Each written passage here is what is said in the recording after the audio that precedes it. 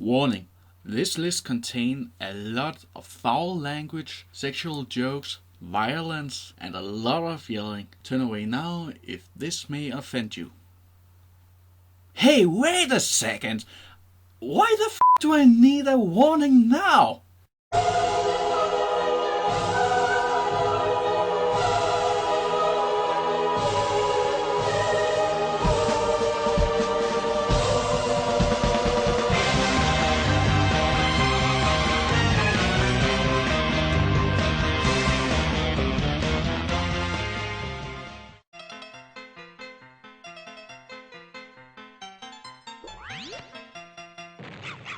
Now I have another kind of list for you, a little bit out of line. Top 10 most hated characters in gaming. And I know that a lot of people out there already made a list like this. So the only direct thing that I can say to it is this. I've made this list solely on the characters that I hate. So I respect there are some characters that you like. And before we begin, one last thing. There will be spoilers! And with that said, let me show you my hit list of my 10 most hated characters.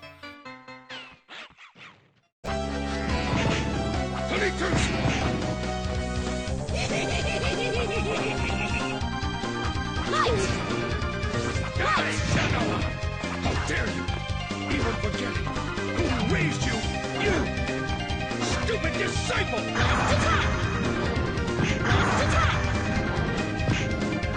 Die, Shanoa! How dare you! Even forgetting who raised you! You! Stupid disciple! For about 100 years ago, we of the Western world made slavery illegal and repealed all rights to other people else's property. So what if you need it in gaming? You are gonna hate it! This is where Ashtara from Neverwinter Night Shadow of Atlantis come into the picture. You see, after you are depetrified from the ending of chapter 1, you are enslaved by Ashtara. And you can't break free until you have completed the final chapter. And he lets you know it by electrocuting you if you do anything out of line. Just trying to leave through some doors, you get shot. You argue with him, you get shot. You try to attack him, you get shot. You wanna share pizza with him, shot. You wanna give him beer, you get shot. He takes the pizza and drinks the beer. Okay, that's not gonna happen, but it even gets worse than that. Because he's the only merchant in the entire final chapter. And his wares are so expensive. Oh, that's just cruel. Because you need it in the final chapter. But at the very least, he gives you some free space at times. And he dies at the end, so it's okay. Sorta. How dare you! Even forgetting who raised you! You! Stupid disciple! Who would you immediately think of when you think of a helper in a game with lots of mythological and literary references? At least not Stella from Dragon Quest IX. Even though Stella don't have a voice actor, I still find her more annoying than Navi because she wouldn't shut up and let the player talk. She always had to point out the painfully obvious and now I think about it, maybe Stella is the combination of Navi and Kabaragabara from Ocarina of Time because she is so annoying. Because she is a fairy that follows you around everywhere, do all of the talking for you, and, as said earlier, feels the need to tell you everything that is painfully obvious. Every time I look at Stella, I keep seeing a Barbie doll with wings because of her design and personality. She always talks for the player, and she can't even go for one window of text without using the words flap or flapping. Oh, you're so tedious! Wouldn't you just shut up? Well, tell you what, Stella, you can go to hell and flap my...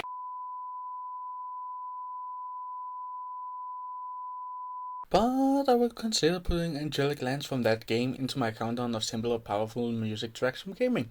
Just saying. How dare you! Even forgetting who raised you! You! Stupid disciple! Take away all of Scrooge McDuck's likability and make him a mammal, and you get... Where's the drum solo?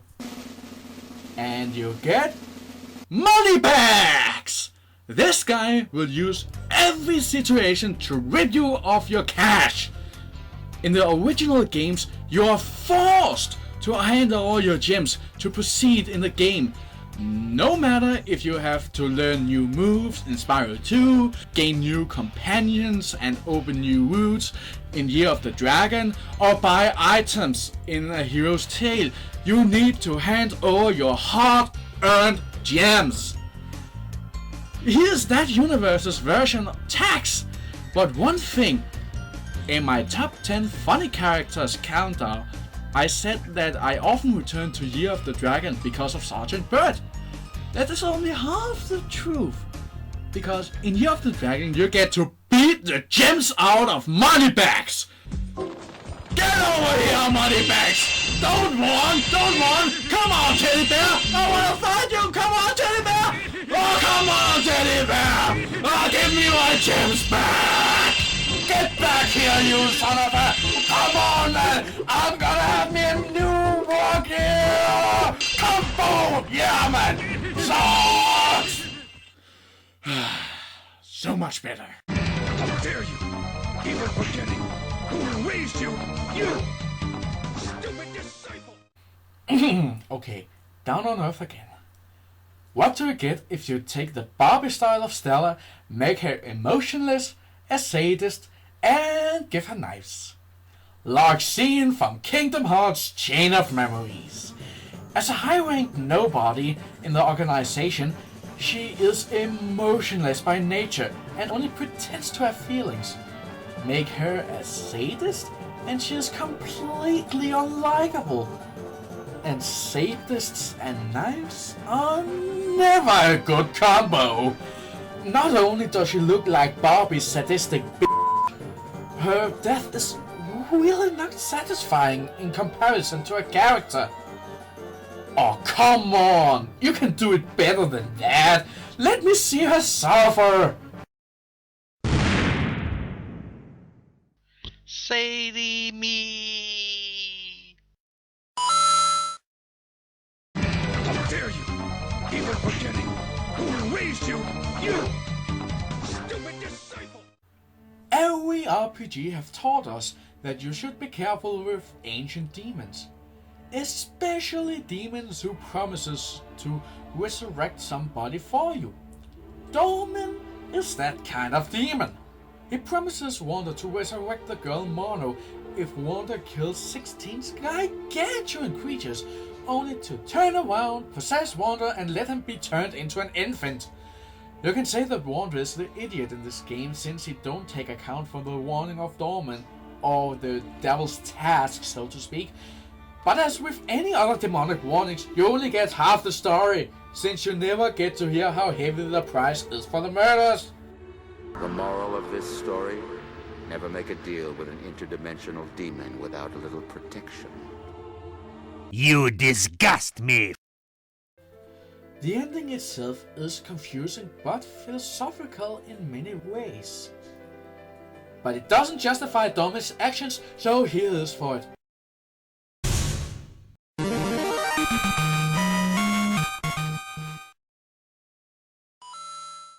How dare you! Even forgetting who raised you! You! Stupid disciple! What are your thoughts on abortion? Yeah. Yep.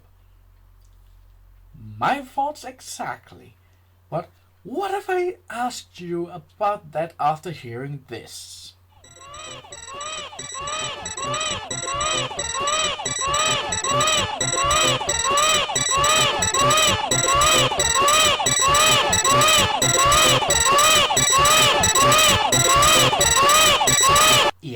I thought so.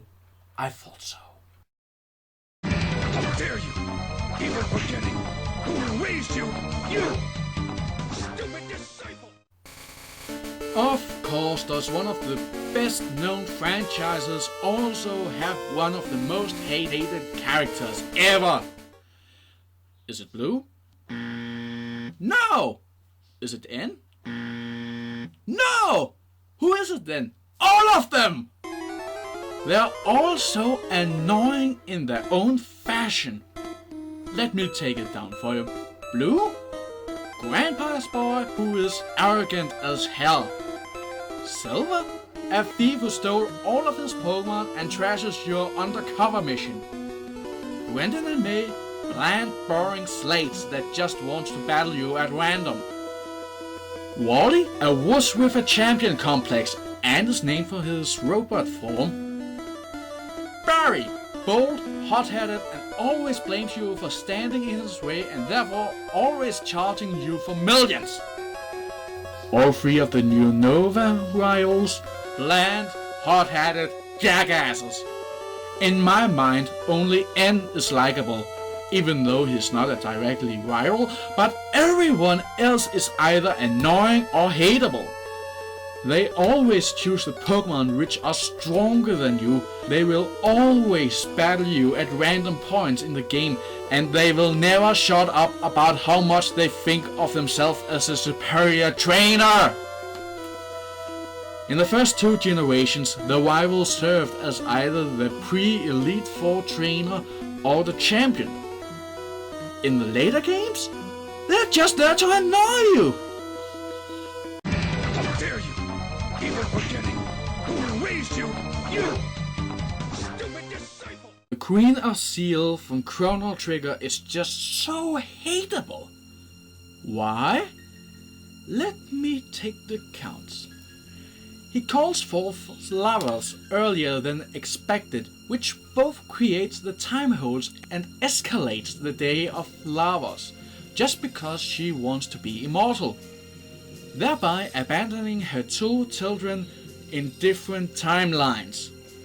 She's more arrogant than most of the Pokemon rivals, boasts about her powers even though she rarely uses them, and instead of using them, sicks all of her minions, including Lavos itself, on you.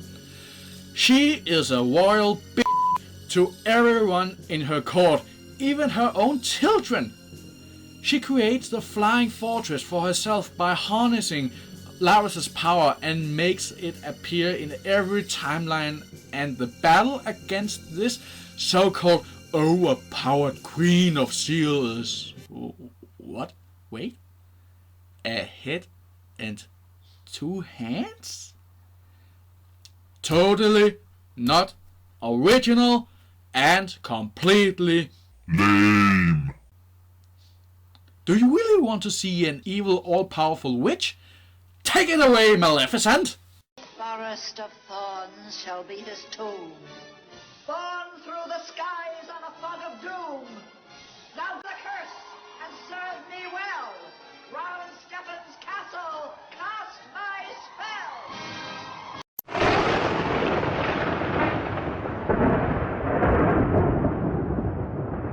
How dare you! Even forgetting who raised you! You! Stupid disciple! Eric Sparrow. What can I say about this thievius, arrogant, self-centered motherfucking jackass that everyone else hasn't already? Well, I actually kinda like him.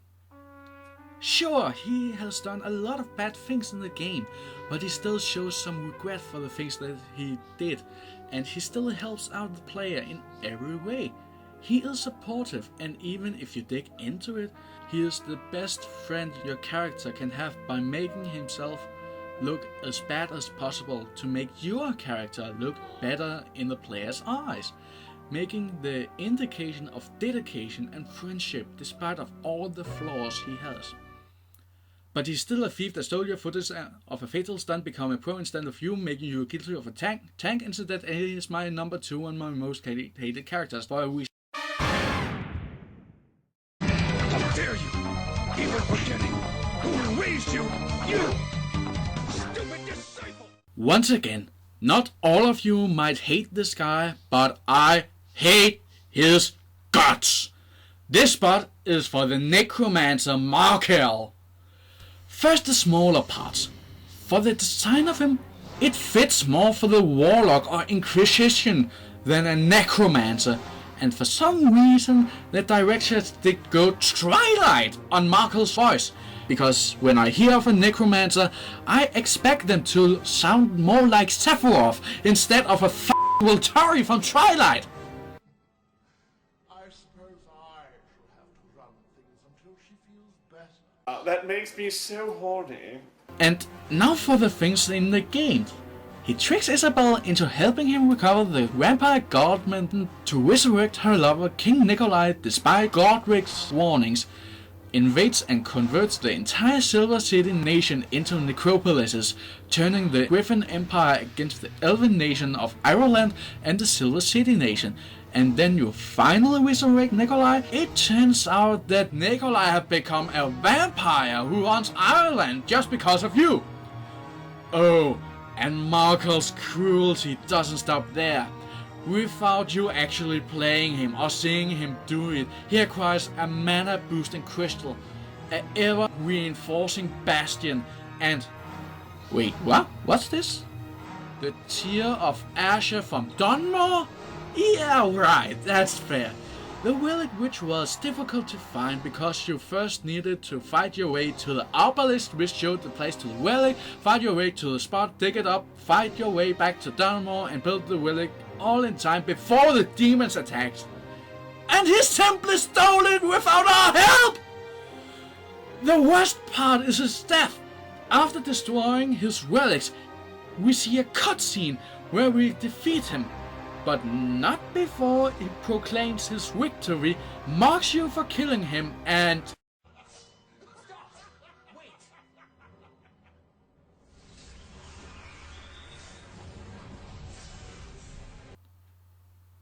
What? 2 slashes and a fireball is enough to kill him? No way! Get back here, Markel!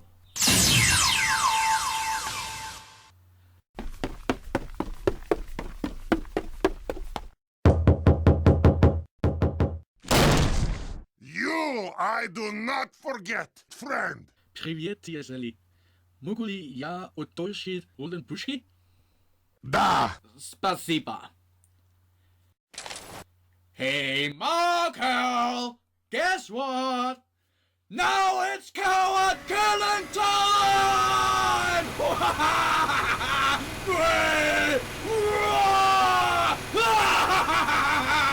Try some more, motherfucker! Die in hell! What? No warning or explosion?